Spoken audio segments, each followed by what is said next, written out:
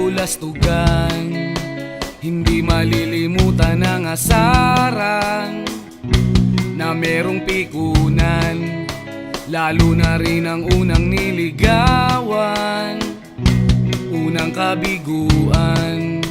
At dyan nasiseryoso ang usapan, ang pagdadamayan ng tunay at tapat na